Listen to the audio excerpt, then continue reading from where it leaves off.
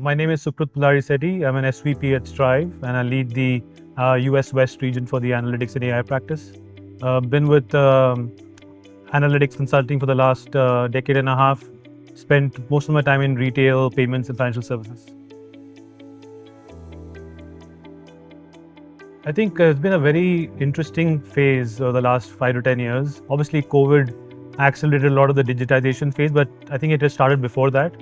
There's been an explosion in the whole small, medium businesses space that's primarily led by this whole ecosystem of partners that have come up, the new entrants that have come up, new PayFacs, neobanks, financial services, FinTech players that have come in. They've actually helped accelerate the whole onboarding of small, medium businesses. So they've helped them, digitally enable them to become sort of accepting payments. So that's led to explosion of SMBs, and that I think has introduced a very interesting complication within the payment ecosystem. Payments was always considered a four-party system, a four-party model. It's no longer a four-party model because of the complexity of all the new entities that have entered. Now, what that has done is that's increased the attack surface, which means there's a lot more threat vectors, a lot more attack vectors as possible. So a lot more chances of fraud that's happening. That's been a very interesting sort of space, I think, and that's where companies are looking to evolve and rapidly evolve to counter those threats. If you look at AI as a technology, obviously GenAI has now made it very pervasive. It's become mainstream. It's very much further up in the public mind share now. So this technology is available obviously to folks like us who's trying to use it for the betterment of the ecosystem. So we're trying to use it to fight fraud, do anomaly detection, look at risk, etc. But the same technology is also available to fraudsters. So the fraudsters, on the other hand, are becoming much more sophisticated. They're using more sophisticated technology. They're using AI. If you look at account testing and enumeration attacks that are happening, they're using social engineering. So now they're using GenAI bots to talk to customers and appear like romantically interested individuals and trying to socially engineer information out. So a lot of those things happening. So that's where I think companies need to really take strong steps forward in building a robust data infrastructure, sort of not just data but a whole analytics infrastructure that uses data on a real-time basis, processes this very, very quickly, identifies anomalies, and real-time is able to capture fraud and stop fraud when it happens. Yeah, I think when you talk about contribution, I think one thing that stands out is definitely if you look at some of the developing countries, the underserved segments, right, where credit is not easily available. Primarily, if you look at traditionally, credit has been, or underwriting has been based on set criteria of data. And a lot of folks in developing countries don't have that yet, do not have registered their history with the bureau, right? So they're sort of they call thin file or new to banking. And they've historically not been having access to credit. And that's where I think AI has already started playing a role. Look at some of the larger Chinese conglomerates. They're using, sort of alternate data sources. They're using AI models to really, find the good customers within the underserved segment and provide micro loans to them and provide credit to them. So that I think has greatly increased financial inclusion. That I think is a big step forward for, in general, how AI is playing a role in betterment of the overall society at large. When there's a lot more use cases, I think that one that definitely stands out for me.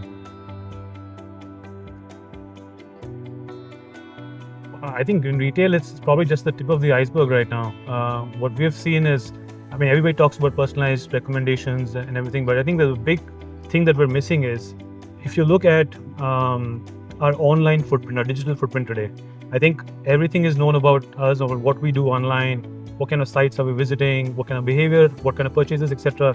we're doing. But people forget that more than half of our time we actually spend offline. So we actually go to shopping centers and chains. I think as a human tendency and human behavior, we do shop a lot, if not make the final purchase, but actually shop a lot in stores. But that entire journey, a physical journey of shoppers is sort of dark. It's sort of black, right? It's not lit. So you don't really know what the customers are doing. So that's where I think there's a lot of advancements that companies are trying to make. So I think a big innovation that's going to be is can companies overlay a digital exoskeleton over a physical space within a shopping center, and then can they use that to light up a customer's shopping pattern or visitation pattern throughout a shopping sort of a mall.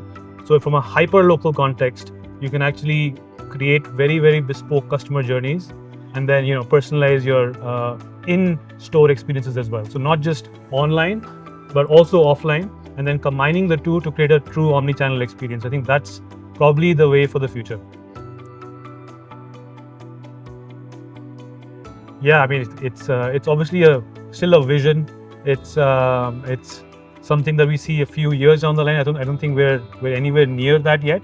But I think one big challenge is probably going to be getting all of these things together, right? So what I just told you about as a vision requires strong machine learning, strong AI models, requires strong data as a backbone. So you need to get data about the customer, about their offline patterns and online patterns, a whole host of data coming together. And then there should be cross-functional collaboration within the enterprise. So if you're doing a pricing personalization using all this data, are you making that pricing personalization or insights available to the store agent, right? So that means that it needs to be integrated within the ERP, integrated into business workflows, and that's where operationalization that comes in. I think that's where companies like Straive and companies like other companies are similarly working in how do we operationalize AI and not let it just be a fancy model sitting on somebody's desk, but taking it one step further and embedding it within a business and creating and realizing value. I think that's where we are striving to be. I'm a big football fan or soccer fan. Arsenal is one of my favorite teams. I've always sort of followed the whole sports analytics industry. I think that's a space where Moneyball came in more than a decade ago, or maybe more than that, and I still haven't seen it being widely adopted. So the whole use of analytics and AI in terms of team strategy, in terms of team selection, there's a lot more data being collected now. In terms of people's movements, how much distance they run, their sprints, sort of speed, etc. But I don't see it being used as much in talent selection and identification. I think some companies are still doing it, but I think that'll be an exciting space to watch out for. Thank you. Thank you.